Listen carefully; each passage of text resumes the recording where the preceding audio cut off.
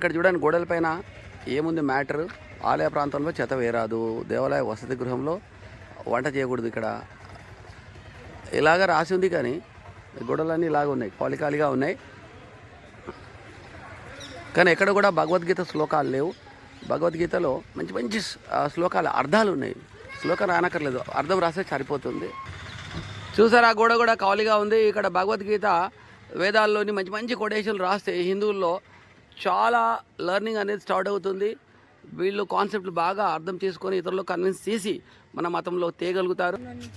అయితే ఇక్కడ లోపల సైడ్ కూడా వాల్ మాత్రమే ఉంది. ఇక్కడ కూడా రాసినది లేదు. భగవద్గీత వేదాలలో మంచి మంచి విషయాలు చాలా ఉన్నాయి. అవి కనుక రాస్తే మనిషి అహంకారం, అసూయ, ద్వేషాలకు దూరంగా ఉంటూ ధర్మం కోసం పని చేయగలుగుతారు.